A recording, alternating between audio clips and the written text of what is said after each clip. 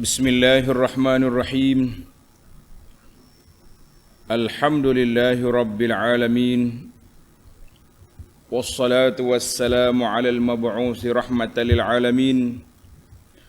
Nabiyyina wa habibina wa qudwatina Muhammad ibn Abdillah wa ala alihi wa sahbihi wa man sar ala nahjihi wa ihtada bihadihi wastanna bisunnati ila yaumiddin. Amma ba'du. Muslimin dan muslimat, para jemaah, para pelajar, para pencinta ilmu sekalian, Assalamualaikum warahmatullahi wabarakatuh. Alhamdulillah, syukur kita kepada Allah Azza wa Jalla kerana dengan limpah kurnia-Nya pada pagi ini 14 Ramadan 1443 bersama dengan 16 hari bulan 4 2022, kita dapat meneruskan pengajian kita dalam tafsir surah Fussilat. Surah Fussilat dikenali juga dengan nama Hamim As-Sajadah. Sebab apa nama Hamim As-Sajadah? Sebab dalam surah ini ada sujud tilawah, sujud sajadah, iaitu ayat 38 yang kita akan baca sekarang. Maka dengan itu para jemaah hendaklah bersedia untuk sujud. Bersedia untuk sujud pada ayat 38. Itu dia panggil sunnah. Kalau tak sujud taklah sebab mereka berdosa besar, tapi orang panggil meninggalkan sunnah Nabi sallallahu alaihi wasallam satu kerugian. Dalam ayat-ayat yang kita akan baca ini, iaitu Allah SWT tunjuk kepada kita dalil wahdaniyatihi wa qudratihi, dalil keesaan dan kekuasaan Allah Ta'ala di atas dan juga di bawah. Dalil Allah ciptakan malam dan siang. Nak jadi malam dengan siang ni ada matahari dan bulan. Dia ada dua, matahari dan bulan. Kalau tidak, tak jadi. Kemudian Allah SWT juga beritahu kepada kita dalil supaya jangan sujud kepada makhluk-makhluk Allah, makhluk yang Allah cipta, tapi sujudlah kepada Allah pencipta, Al-Khaliq. Dan dibawa juga kepada kita ayat dalil ardiyah, dalil atas, langit, bumi, matahari, bulan. Kemudian di bawah, iaitulah tentang apa yang ada di bumi, tumbuh-tumbuhan yang menzahirkan kuasa Allah Azza wa Jalla untuk menjadi dalil dan bukti kuasanya Allah Ta'ala untuk menghidupkan balik manusia ini apabila sampai masanya untuk hidup semula. Kita kata Alhamdulillah. Jelas kepada kita perkara yang tersebut, kita kata Alhamdulillah. Maka dengan ini para pelajar sekalian, seperti biasa kita akan mula baca ayat dulu, kemudian kita pergi kepada huraian dan tafsiran. Jadi seperti yang anda sebut tadi, nama surah ini pun surah Hamim As-Sajadah. Sebab apa? Sebab ada sujud sajadah ataupun sujud tilawah. Ayat yang keberapa? Ayat 38. InsyaAllah kita akan sujud. Bila sampai di situ kita akan sujud. Jadi para jemaah sekalian bersedia untuk sujud.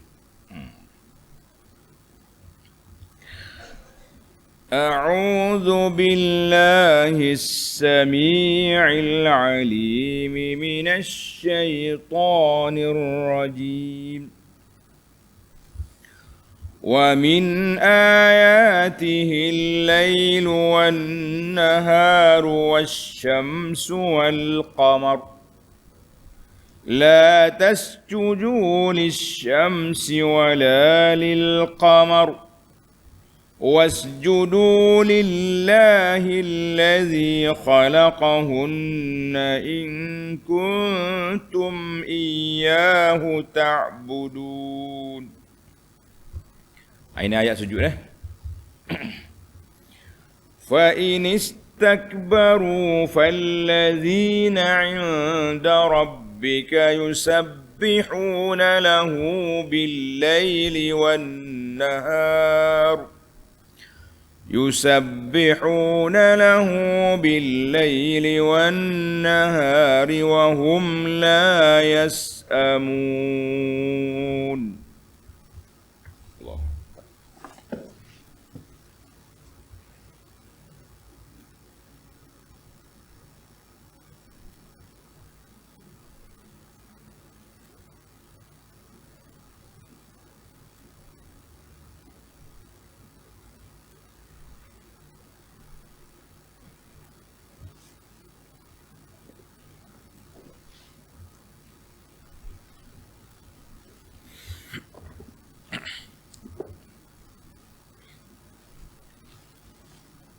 ومن آياته أنك ترى الأرض خاشعة فإذا أنزلنا عليها الماء اهتزت وربت إن الذي أحياها لمحيي الموتى إنه على كل شيء قدير.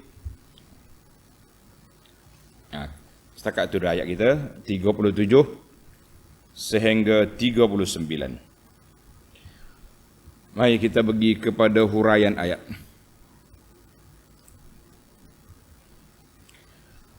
Wa min ayatihi al-lailu wan-nahar. Dan di antara tanda-tanda kekuasaan Allah ialah silih berganti malam dan siang. Tuan-tuan kena ingatlah, silih berganti malam dengan siang ini salah satu daripada tanda keagungan kekuasaan Allah Azza wa Jalla. Tanda kekuasaan Allah Azza wa Jalla. Munasabatul ayah, susunan ayat ini sikit. Lamma bayyana ta'ala, setelah Allah SWT menjelaskan bahawa sebaik-baik perkataan dan perbuatan itu iaitu ad-da'watu ilallah, kita mengajak manusia kembali kepada Allah, mengabdikan diri kepada Allah, menyembah Allah. Kemudian dalam ayat ini Allah tunjuk dalil-dalil al-uluwiyah was-sufliyah, dalil di atas dan juga dalil di bawah, yang menunjukkan kepada kuasa Allah Azza wa Jalla yang sangat besar dan hikmah penciptaan yang cukup teliti. Maka menjadi satu hujah dengan ni para pelajar, para pencinta ilmu sekalian, menjadi suatu hujah yang mantap bahawa dakwah kita yang kita nak bawa ini iaitulah taqrirud dalail, nak menguatkan dalil-dalil yang menunjukkan ke atas adanya Allah, wujudnya Allah, wahdaniyatillah, ke atas keesaan Allah Azza wa Jalla dan kekuasaan Allah Ta'ala dan sifat-sifat Allah Ta'ala yang maha tinggi. Itulah kerja para pendakwah. Kerja kita da'a ilallah, kita panggil orang kepada Allah. Bukan panggil orang supaya ta'asuk kepada kita, supaya fanatik kepada kita, supaya dengar buah kita. Tak, dia cium daripada kepala sampai ujung kaki. Tidak, kita nak ajak orang kepada Allah. Sama ada orang nak ikut kita, tak ikut kita cerita lain, tapi biar dia tu kembali kepada Allah Azza wa Jalla. Ayat ini menunjukkan betapa indahnya susunan Al-Quran itu. Sepatutnya itulah yang kita tadabbur, yang kita belajar, supaya apa? Supaya kita dapat memahami apa yang diutuskan oleh Allah Azza wa Jalla. Allah Ta'ala turun Al-Quran ini menjadi kitab hidayah, kitab petunjuk, kitab panduan. Jadi kalau kita tak belajar, kita tak faham, kita pun tak tahu apa. Saya ibarat seperti orang beli alat elektrik. Biasanya dalam kotak tu dia ada garis panduan cara-cara menggunakan alat ni. Betul tak? Kita tak baca, pakai gomor sendiri. Patuh tak ada, orang panggil tak sempat nak guna lagi, pecah penggal habis dah. Sebab sendiri punya kerja. Ikutlah garis panduan. Allah yang menciptakan makhluk, Allah yang menciptakan manusia, Allah mencipta segala-galanya, Allah turun kitab hidayah. Ini garis panduan. Mu nak selamat, ikut yang ni. Mana ayat ini? Wa min ayatihil lailu wan naharu wasyamsu wal qamar. Dan di antara tanda-tanda kekuasaan Allah, tanda-tanda keesaan Allah Azza wa Jalla ialah silih berganti malam dan siang. Malam dengan siang ni tak jemu-jemu. Sejak Allah Ta'ala buat dia dulu kak, sampai hari ni duduk gilir dua tu. Tadi semalam malam, sekarang ni siang. Kejap lagi malam pula. Bulan Ramadan ni kita suka malam. Sebab apa? Boleh makan.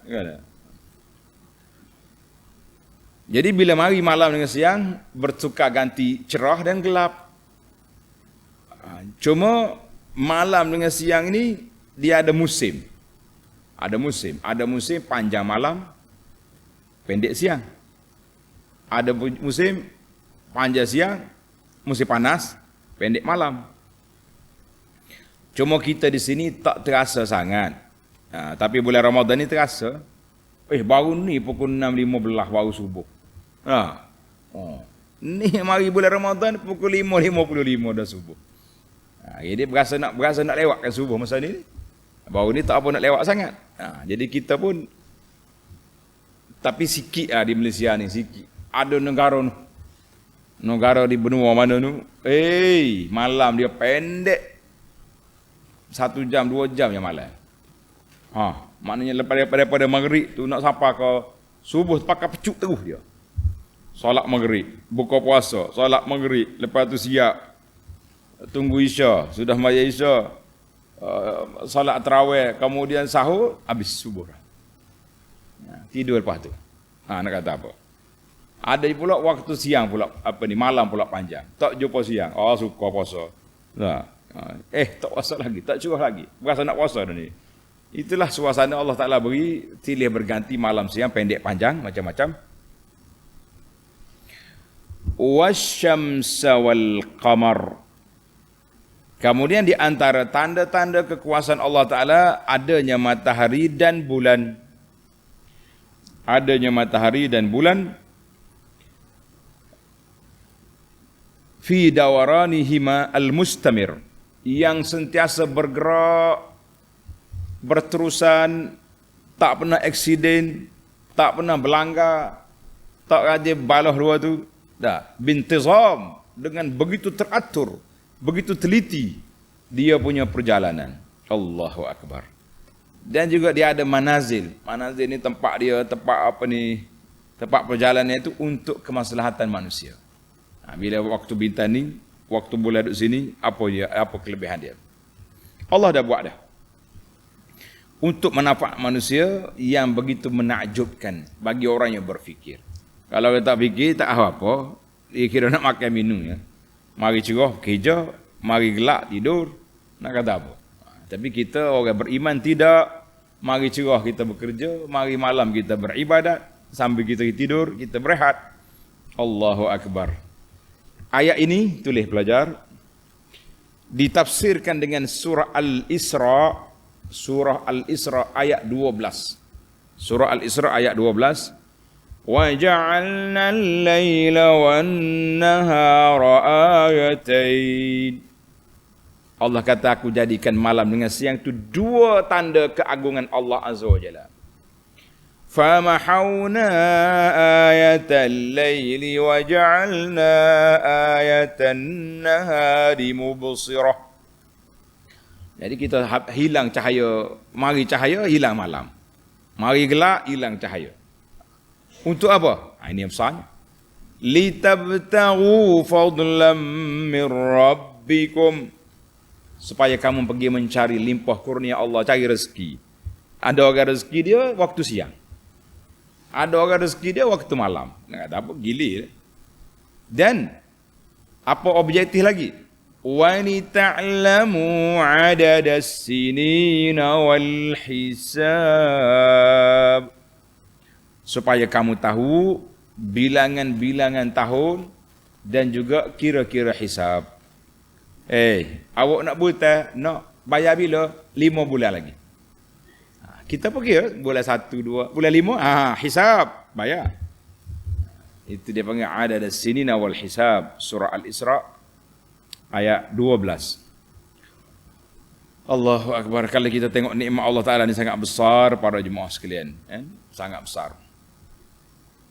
Kita tafsir juga dengan hadis. Hadis Abi Bakrah. Wa an Abi Bakrah radhiyallahu anhu qala qala Rasulullah sallallahu alaihi wasallam inna asy-syamsa wal qamara ayatan min ayatillah. Matahari dan bulan itu dua tanda keagungan kekuasaan Allah Azza wa Jalla. La yankasifani limauti ahadin wala lihayatihi. Dia tidak berlaku gerhana bulan ke matahari kerana kematian orang. Tak. Wala lihayatihi kerana orang baru hidup. Tidak. Ini dia panggil dalam bahasa orang-orang jahiliyah. Orang jahiliyah dulu, dia iktikad macam tu. Kalau ada berlaku gerhana, ada orang besar mati.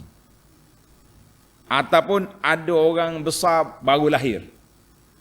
Maka Nabi nafikan. La, bukan berlaku gerhana ni kerana mati orang, kerana lahir orang. Tidak. Dia kebetulan juga, waktu cucu anak Nabi mati, wafat, berlaku gerhana. Jadi jahiliyah ni makin kuat. Oh, dia kata sebab mati Nabi kita nafikan. La li mauti ahadin wala li hayatihi. Tidak. Walakin Allah Ta'ala yukhawwifu biha ibadahu. Tujuan berlaku gerhana ni, Allah nak menakutkan hamba dia bahawa semua tu di bawah kuasa aku. Boleh je aku tarik bila-bila masa. Senang aku tarik, kamu jadi hilang. Dia punya gelap, tak tahu apa. Maka dalam hadis lain Nabi kata fa iza ra'aitumuhu fasallu. Bila kamu tengok gerhana berlaku, cepat pergi solat. Dipanggil solat sunat gerhana. Wastaghfiru, banyaklah minta ampun dengan Allah. Wa tasaddaqu, dan bersedekah. Kita kena siaplah. Kita zaman kita ini nak berlaku gerhana, dah tahu awal lagi kan? Tahu awal lagi. Iklan siap tu, berlaku gerhana sekian pada pukul sekian. Kita pun siap duit banyak-banyak. Duk siap nak sedekah ni. Mari semaya gerhana, tak ada orang. Ni ada 3 orang je. Tabur masjid buka, campur dalam tu masuk. Tak ada apa. Yang penting berjalan. Maknanya, tapi orang sekarang ni terbalik pula. Bila berlaku gerhana matahari, dia bukan sibuk nak pergi semaya sunat. Dia sibuk beli teropong nak hitam matahari. Itu macam mana?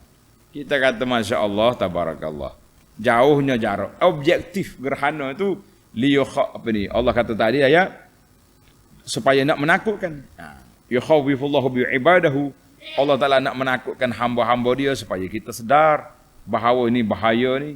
Kan? Allah Ta'ala punya kuasa. Tapi manusia ini dah pakat beli spek mata untuk nak hitam tengok matahari gerhana macam mana. Allahul Musta'an.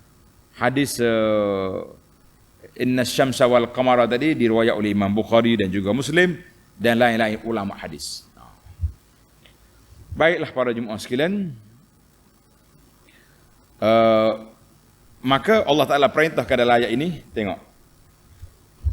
La tasjudu lisyamsi wala lilqamar. Janganlah kamu sujud kepada matahari, dan janganlah kamu pula sujud kepada bulan. Kita tak boleh sujud matahari dan tak boleh sujud kepada bulan. Tak boleh. Kita kena sujud kepada Tuhan pencipta matahari dengan bulan, bukan sujud kepada bulan. Bukan sujud kepada bulan. Termasuk juga sujud kepada makhluk-makhluk ni. Sekarang ni orang duk bincang tentang boleh tak boleh sujud kepada orang-orang yang dianggap soleh, dianggap wali, ditabar-tabarkan sebagai sultan aulia contohnya. Kita ya tabar tu, ma anzalallahu biha min sultan, habis pakat sujud, cium kaki belakang macam mana. Kejap lagi kita tengok pandangan ulama, apakah kata Imam Nawawi dan imam-imam ulama dalam mazhab kita tentang masalah ini, insya-Allah. Allah kata apa? La tasjudu lisyamsi wala lilqamar. Mu jangan sujud pada makhluk-makhluk. Wasjudu lillahi alladhi khalaqahunna in kuntum iyyahu ta'budun. Dan sebaliknya, hendaklah kamu sujud kepada Allah yang menjadikan matahari, bulan dan segala pernahnya. kalau betul lah kamu hanya beribadat kepada Allah Azza wa Jalla. Jadi kita kena sedar di sini. Maknanya Allah Ta'ala bagi tahu matahari dengan bulan ni makhluk aku. Dua makhluk ini Allah Ta'ala permudahkan untuk manfaat alam ini dan manfaat manusia.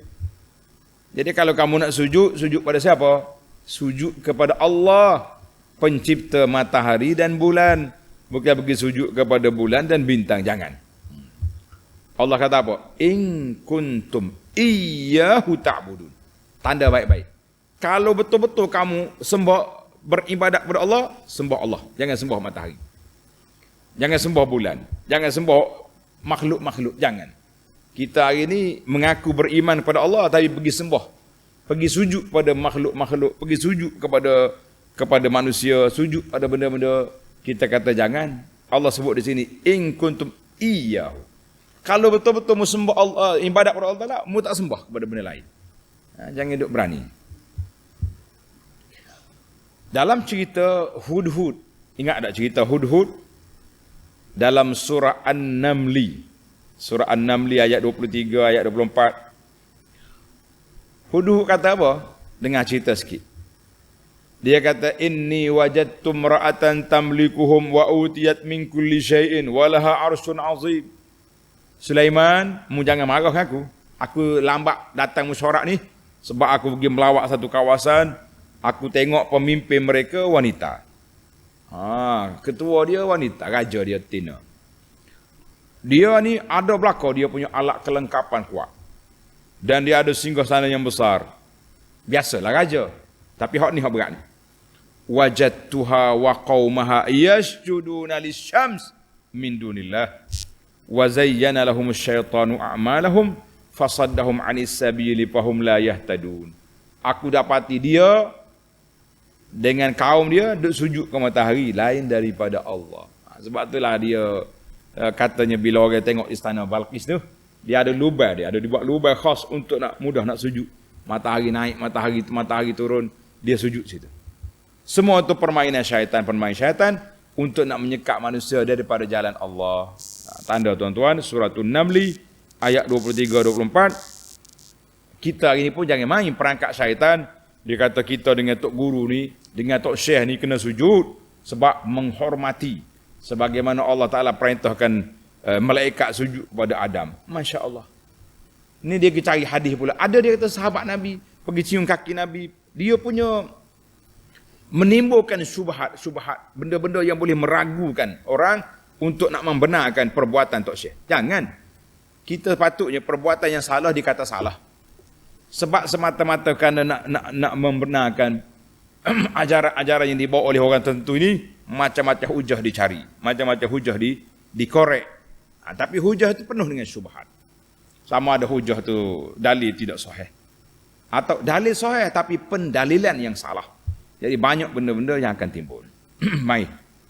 Baiklah kita jangan lebih cerdik daripada burung belatuk. Hudhud lebih cerdik daripada manusia yang duk sembah manusia. Na'udzubillah. Hudhud pun tahu sembah manusia ni tak boleh. Baik, kita pergi kepada ayat 238. Fa inistakbaru. Oleh itu, kalau mereka tetap ingkar dengan angkuhnya daripada mematuhi perintah Allah dan mengesakannya, maka tidaklah menjejaskan kebesaran Tuhan. Fa inistakbaru. Sekiranya puak-puak kafir itu sombong, angkuh, takabur, ta'azamu, besar ke diri daripada nak menyembah Allah, daripada mengabdikan diri kepada Allah, daripada nak sujud hanya kepada Allah sahaja, maka Allah kata apa? Falladzina 'inda rabbika, maka kerana malaikat-malaikat yang ada di sisi Tuhanmu, yusabbihuna lahu bil-laili wan-nahar, tetap bertasbih kepadanya pada waktu malam dan siang dengan tidak merasa jemu. Tu Allah kata apa? Mu ni makhluk manusia di bumi. Kalau kamu sombong, kamu takabur, kamu kerah kepala, tak mau sujud pada Allah Ta'ala, Allah Ta'ala ada ibadun akharun. Tuhan kata, aku ada makhluk lain, hamba aku yang lain, nama dia malaikat. Kerja dianya, yunazzihuna, membersihkan, mensucikan Allah, bertasbih sentiasa malam dengan siang, tak ada kerja lain, kerja dia tasbih saja. Kerja dia bertasbih kepada Allah. Maknanya Tuhan kata, aku ni tak perlu sangat, tak perlu kamu. Aku bagi hukuman, bagi syariat, bagi peluang supaya kamu mendapat rahmat, kamu mendapat kedudukan di sisi Allah. Tapi kalau kamu kerah kepala, aku ada lagi makhluk lain yang duk sembah aku. Allah maknanya Allah nyatakan kepada kita dalam ayat ini, bukan aku yang rugi kalau kamu tak sembah, tapi kamu yang tak sembah itu rugi. Sebab apa rugi? Sebab dia yang akan kerugian bila tidak menyembah Allah Azza wa Jalla. Dalam ayat ini kita tafsirkan dengan ayat surah Al-A'raf. Surah Al-A'raf ayat 206. Innal ladzina 'inda rabbika la yastakbiruna 'an ibadatihi wa yusabbihunahu wa lahu yasjudun. Allah kata apa? Malaikat-malaikat yang berada di sisi Allah tak sombong daripada sembah Allah. Yusabbihuna lahu wa yasjudun, sentiasa bertasbih dan sujud kepada Allah. Apa lagi sikap mereka? Wa hum la yas'amun, dengan tidak merasa jemu, tak ada. Tidak kata malaikat ni berhenti hari ni, rehat sehari daripada tasbih, rasa jemu dah puas tak ada. Allah dalam ayat lain Allah gambarkan malaikat, dia kata apa? Sentiasa la ya'sunallaha ma amarhum wa yaf'aluna ma yu'marun. Mereka ni tak pernah derhaka kepada Allah, sentiasa mengerjakan apa yang diperintahkan oleh Allah Azza wa Jalla. Jadi malaikat ni banyak kategori. Ada malaikat yang kerja jaga orang, ada malaikat kerja duduk tasbih saja, ada malaikat yang pergi sana sini meronda, macam-macam jenis malaikat. Malaikat ni terlalu ramai. Ramai terlajuk dia. Allahu Akbar. Malaikat la yas'amun, tulis pelajar. Ayat la yas'amu itu ditafsirkan dengan ayat surah Al-Anbiya. Surah Al-Anbiya ayat 19 dan ayat 20. Wa man 'indahu la yastakbiruna 'an ibadati wa la yastahsirun. Sini kata la yas'amun, yang sana wa la yastahsirun. Sama juga. Tak pernah jemu. Yusabbihuna al-laila wan nahar la yafturun. Mereka bertasbih malam, la yafturun, tak letih, tak jemu. Orang panggil, yang penting tak ada apa-apa, tasbih je dia tu. Tak pernah sikit abut. Baik para pelajar sekalian, itu ayat dalil-dalil kekuasaan Allah Ta'ala di sebelah atas. Sekarang ni kita turun ke bawah. Kita turun ke bawah. Wa min ayatihi annaka taral arda khashi'ah. Dan di antara tanda-tanda kekuasaan Allah lagi di sebelah bawah, engkau melihat bumi kosong, sepi, tanah kosong, dalam keadaan kering dan tandus. فَإِذَا أَنزَلْنَا عَلَيْهَا الْمَاءَ اهْتَزَّتْ وَرَبَتْ. Maka apabila kami menurunkan hujan menimpanya, bumi kering tandus. Orang kata kering kotak. Bumi ni tak ada pokok dah, kuning habis dah. Sekali turun hujan, bergeraklah tanahnya, serta suburlah tanamannya. Bergerak tanah hak mati. Sebab tu dia panggil bumi mati, maknanya tak ada pokok. Bila turun hujan, bumi hidup balik sebab merekah, tumbuh balik pokok-pokok. Subhanallah. Allah nak kata apa kepada ayat ni para jemaah sekalian? Tengok munasabatul ayah.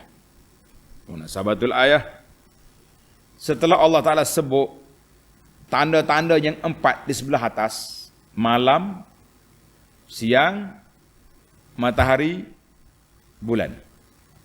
Atba'aha bizikri ayatin ardiyatin. Allah Ta'ala sebut pula tanda di bawah, di bumi. Maka di antara tanda yang di bumi itu, kuasa Allah Ta'ala menghidupkan bumi-bumi yang kering kontang. Kata bahasa dia panggil bumi mati. Bumi yang sudah mati. Bila turun hujan, bergerak bumi. Taharrakat wartafa'at. Maka ayat ini menunjukkan kepada kita bahawa innallazi ahyaha la muhyil mauta. Sesungguhnya Allah yang menghidupkannya sudah tentu berkuasa menghidupkan makhluk-makhluk yang telah mati. Jadi Tuhan nak buat gambar, kita duk tengok hari-hari. Pagi, petang, siang, malam kita tengok, kita tanam pokok, tanam bunga, tanam macam-macam kita tanam, kita nampak bumi itu bergerak. Pecah biji dia, keluar pokok. Allah kata ini semua tanda kekuasaan Allah Azza wa Jalla untuk menghidupkan orang yang mati. Innahu ala kulli syai'in qadir.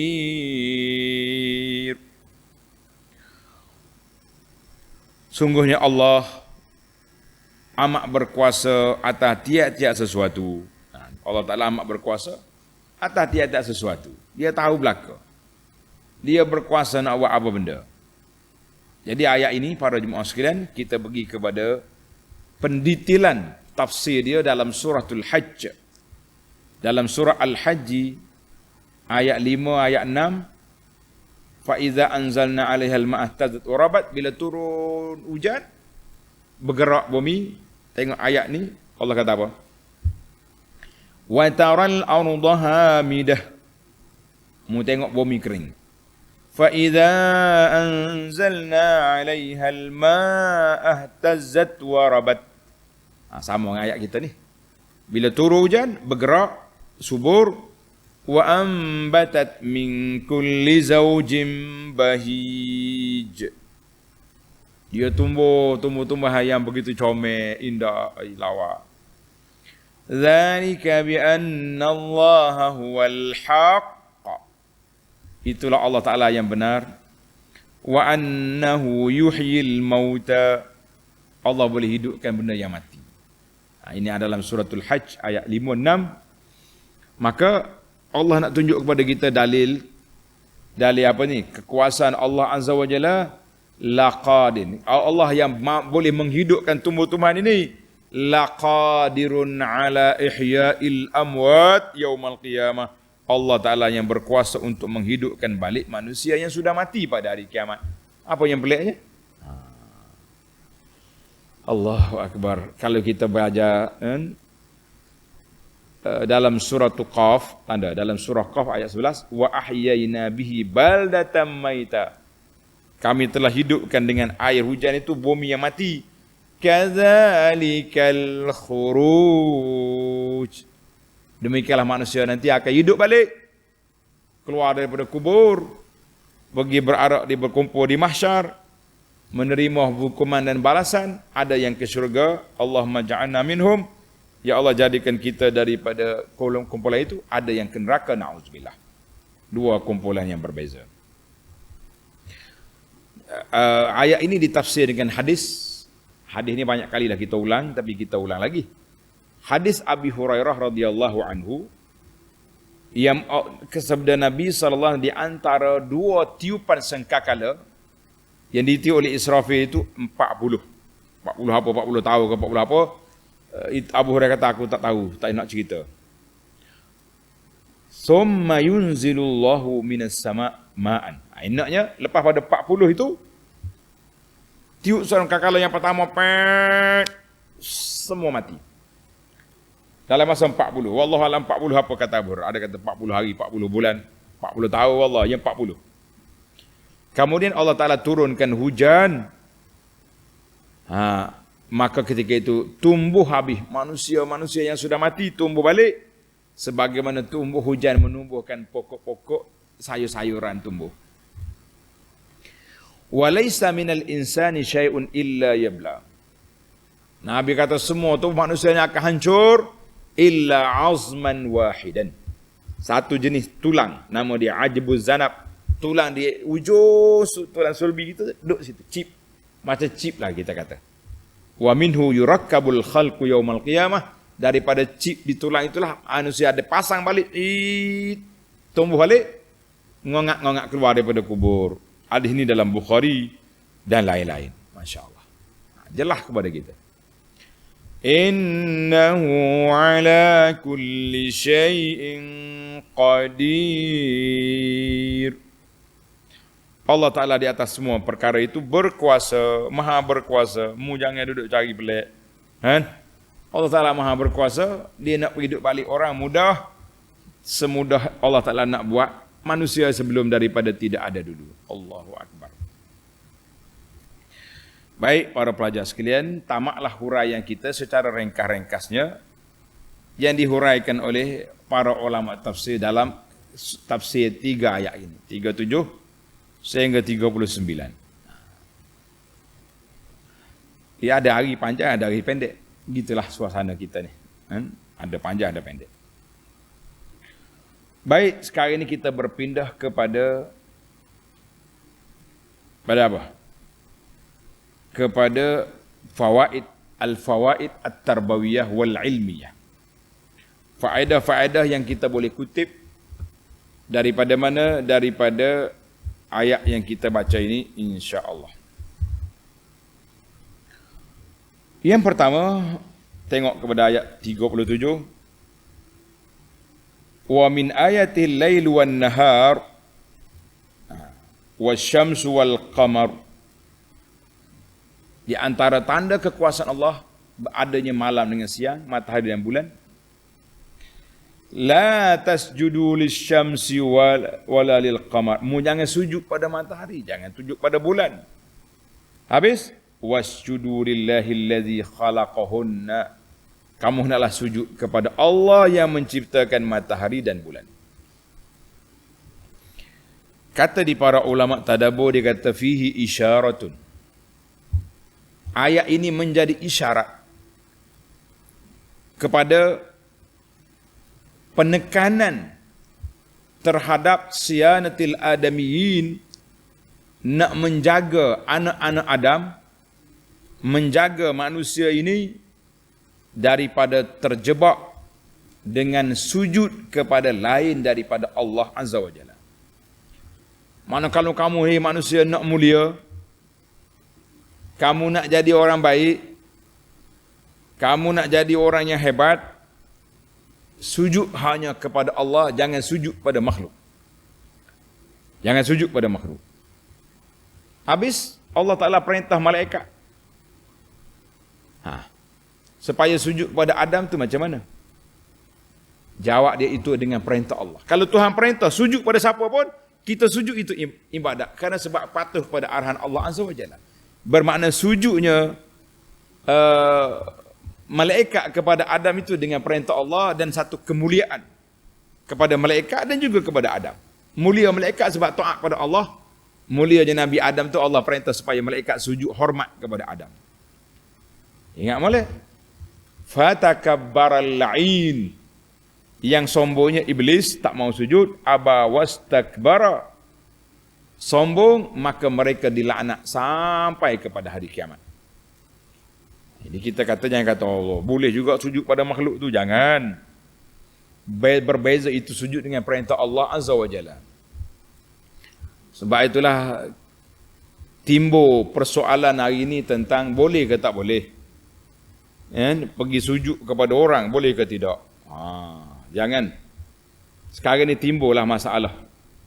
Bila kita keluar video-video orang duk sujud ke tok syekh dia ni, ialah dia sendiri tabal sultanul awliya lah, sultan bagi wali-wali, patut pakat sujud.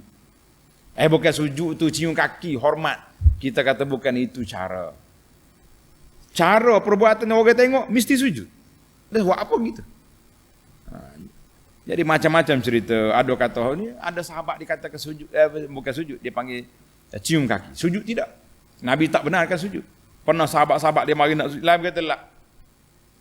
Tidak boleh manusia ni sujud pada makhluk, tidak dibenarkan.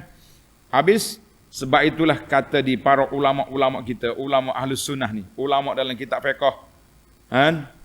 Imam Nawawi contohnya dia kata apa dalam kitab dia Al-Majmu', wa amma ma yaf'aluhu al-awamul fuqara, adapun apa yang dilakukan oleh orang awam, kan, orang-orang fakir ke orang apa ke orang, tak kira, yang penting orang awam, orang ramai-ramai ni, min sujudihim baina yadayil masyayikh, mereka sujud kepada syekh-syekh. Dengar ini kata Imam Nawawi, dia sujud pada syekh, fahuwa haramun bi ijma'il muslimin. Ini adalah perbuatan haram dengan sepakat para ulama Islam. Tak boleh sujud. Mana boleh sujud kepada manusia? Tak kira lah, dia kata sujud itu dia menghadap kiblat ke, ada wuduk ke, tak ada wuduk, tak kira. Sujud niatnya untuk Allah atau tidak, tapi perbuatan sujud kepada makhluk itu adalah perbuatan yang haram. Bahkan sebahagian daripada perbuatan itu boleh membawa kepada kufur atau mendekati kekufuran. Ini kata Imam Nawawi dalam kitab di Al-Majmu' syarah kepada Al-Muhazzab. Tuan-tuan kena tengoklah. Itu kata-kata Imam Nawawi dalam kitab di Al-Majmu'. Seorang lagi tokoh ulama Islam, nama dia Imam Ibn Hajar. Dia kata apa? Minha ma yaf'aluhu katsiru minal jahalah. Ada juga apa yang dibuat oleh puak-puak jahil. Minas sujudi baina yadayil masyayikh. Sujud kepada tok syekh dia. Tak kira lah sama ada dia kosak nak sujud ke, dia kosak nak sembah ke, dia kosak nak nak menghormati tok ayah ke, atau pala yakun, maka itu adalah satu perbuatan yang haram, qat'an, perbuatan haram. Tapi kalau dia sujud kerana nak sembah, itu boleh membawa kepada kufur, sebagaimana kata Imam Nawawi rahimahullahu ta'ala. Imam Nawawi kata sebahagian daripada perbuatan itu boleh pergi kepada kekufuran. Sebab apa boleh pergi kepada kufur? Sebab kalau dia niat sembah kawan tu. Kalau tak niat sembah, itu dia panggil haram.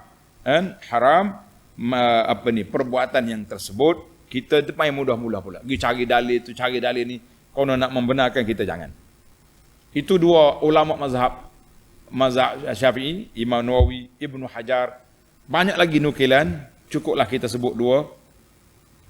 Kata Imamul Qurtubi dalam tafsir dia. Dalam tafsir dia kata apa? Wa hadha sujud al-manhiyu anhu. Sujud kepada makhluk itu dia dilarang, yang dilarang itu qad ittakhadhahu juhal mutasawwifah adatan fi sama'ihim wa 'inda dukhulihim ala masyayikhihim wa istighfarihim. Allahu akbar. Jadi sujud yang dilarang itu telah dijadikan oleh satu golongan mutasawwifah. Mutasawwifah orang yang mengaku ahli tasawuf, mengaku ahli tasawuf betul-betul murni, dia tak buat benda ni. Dia ikut sunnah Nabi sallallahu alaihi wasallam. Ahli tasawuf yang mengaku ahli tasawuf yang jahil, sebagai kebiasaan di tempat pengajian mereka, apabila mereka masuk menghadap guru-guru mereka dan apabila berada dalam majlis zikir mereka, sampaikan salah seorang daripada mereka akan tunduk sujud menghadap kaki gurunya, kononnya kerana sedang terlalu asyik kerana kejahilannya. Itu kata Imam Qurtubi dalam tafsir dia. Jadi banyaklah nukilan-nukilan yang menyebut, kalau kita katalah para asatizah nak bawa benda khilaf dalam masyarakat. Tapi khilaf tu bahaya. Mula-mula hormat, akhir sekali oleh kerana dia ni bertaraf wali besar, pemegang kuasa dunia ini, terus jadi sujud. Jangan duk main, jangan buka pintu kepada jahalah, kepada orang-orang jahil dalam perbuatan-perbuatan yang boleh mengundang mengundang bahaya yang lebih besar, boleh membawa kepada penyembahan, pemujaan dan sebagainya.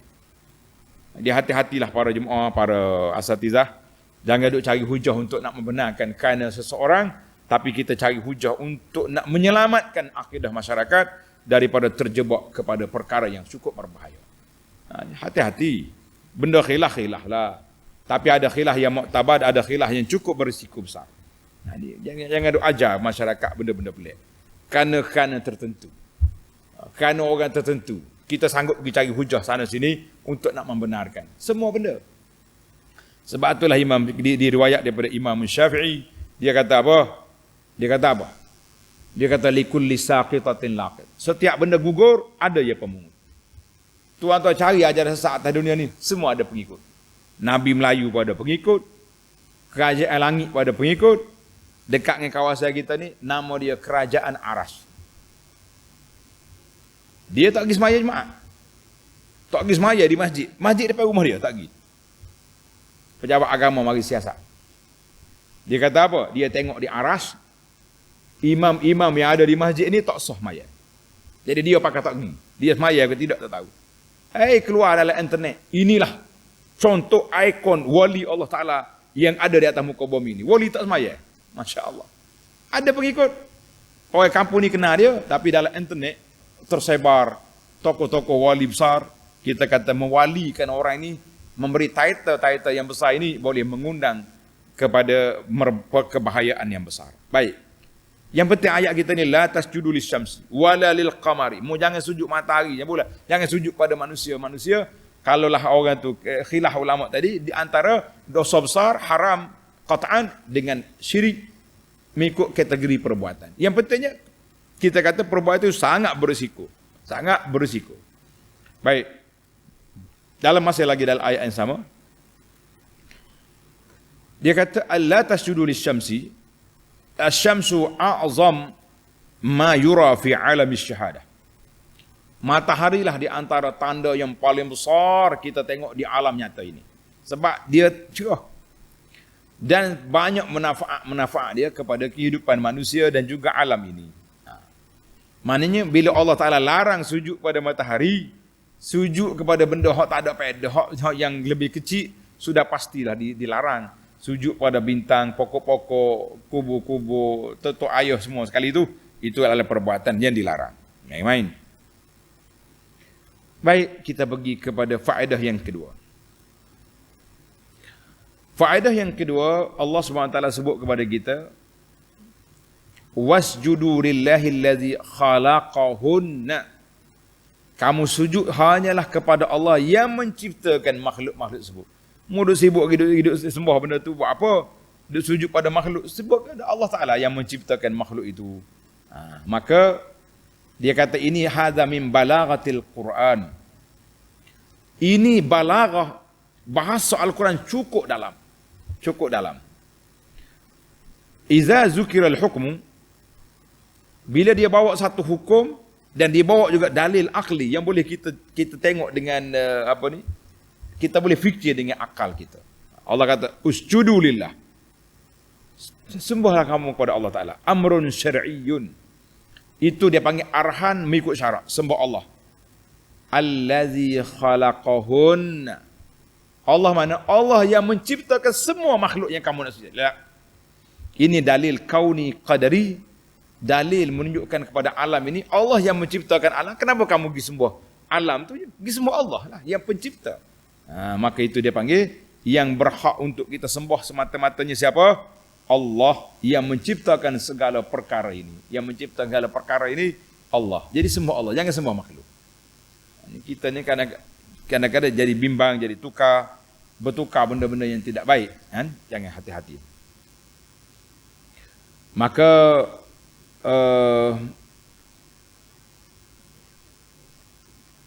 dalam ayat ini juga tulis pelajar, dalam ayat la tasjudu lisyamsi wala lilqamar wasjudu lillah ustudilla bihi, ayat ini menjadi dalil kepada sunat salat gerhana matahari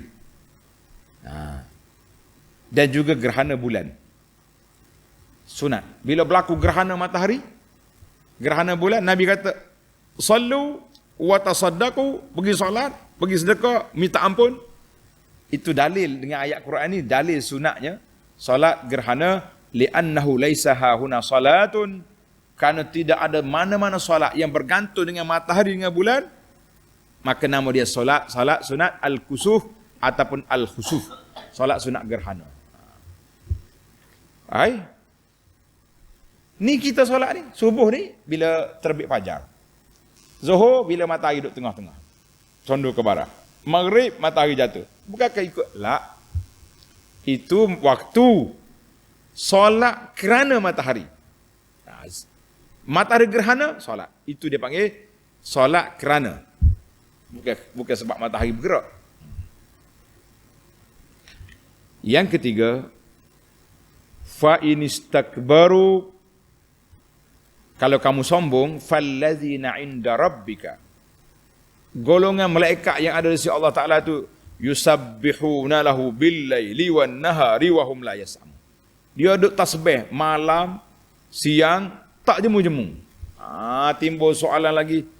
Kan? Ada ke malaikat lain yang duduk kerja tasbih je? Dia tahu kerja lain ke? Sedangkan dalam ayat lain banyak. Nazala bihir ruhul amin. Malaikat yang turun naik. Malaikat yang pergi jumpa Nabi Ibrahim. Pergi binasakan kaum Lut. Malaikat duk jaga neraka. Alaiha malaikatun ghiladun syidadun. Jadi macam mana kita nak taufik di antara ayat. Malaikat duk tasbih je. Ada malaikat yang jaga neraka. Ada malaikat turun naik. Ada malaikat peronda. Malaikat jaga kita. Macam mana? Al-jawab. Jawapannya, allazina zakarahumullahu ta'ala hauna, yang Allah Ta'ala sebut dalam ayat ini, malaikat yang dilantik khas, kerja dianya tasbih. Ada malaikat duduk tasbih saja, ada malaikat duduk sujud, ada malaikat duduk qiyam. Wahumul asyraful akabir, malaikat yang besar kerja duduk tasbihnya. La yunafi, ada lagi malaikat lain yang banyak kerja lain, tugas lain, duduk jaga manusia, duduk jalan meronda sana sini, turun naik langit ke bumi, pagi petang. Jadi malaikat tu banyak kategori. Malaikat banyak kategori. Yang keempat, wa min ayati annaka taral arda khashi'ah, mu tengok bumi hok senyap, tiba-tiba turun hujan, naik balik, hidup balik. Ini dalil Allah Subhanahu Wa Taala beri dalil kepada kita tengok benda depan mata. Mu tengok benda depan mata supaya kamu berfikir. Dia panggil qiyasu ihya ala ihya. Boleh bahasa Arab. Qiyasu ihya ala ihya. Mengkiaskan Allah Ta'ala menghidupkan bumi mati ini dengan menghidupkan manusia selepas daripada mati. Jadi itu dia panggil dalam bahasa hazal qiyasu bi qiyasid dilalah. Nama dia qiyasud dilalah, qiyas dengan dalil. Sekarang ni Allah Ta'ala boleh hidupkan bumi. Bumi mati boleh hidup. Apa lemahnya Allah Ta'ala nak menghidup balik manusia yang sudah mati? Itu semua dalil menunjukkan kuasa Allah Azza wa Jalla. Yang kelima, innahu ala kulli syai'in qadir. Allah Ta'ala tu atas sesuatu tu berkuasa. Dia panggil, yang kelima ni istidlal bil umumi alal khusus. Kita ambil dalil umum untuk nak menyatakan benda kepada perkara yang khas. Maknanya Allah Ta'ala kata innahu ala kulli syai'in. Tengok ayat, innahu ala kulli syai'in. Allah Ta'ala tu semua, atas semua perkara dia berkuasa. Tapi sebelum itu dia cerita dulu, innal ladzi ahyaha la muhyil mauta. Allah kata aku yang boleh hidupkan pokok ni, aku boleh hidup orang mati. Itu dia panggil dalil khas, yuhyil arda ba'da mautiha. Dalil umumnya innahu ala kulli syai'in qadir. Maka di situlah kata di para ulama tadabbur, annal 'am yatanawalu jami' afradihi. Hak umum tu masuk semua hak kecil-kecil orang lain. Macam kita sekarang ni lah. Kita duduk ramai tuan-tuan muslimin dan muslimat. Masuklah kau. Tapi kadang-kadang kita sebut nama. Tak. Tuan yang berhormat, tuan datuk, tuan presiden. Tak. Jadi padahal kalau semua depan kita ni muslimin dengan muslimat cukup. Kalau dia tu Islam. Tapi dia panggil ada khas, ada am. Jadi khas tu, dalil khas Tuhan kata yuhyil arda ba'da maut. Allah hidupkan bumi. Dalil amnya innahu ala kulli syai'in qadir. Allah Ta'ala berkuasa tiap sesuatu.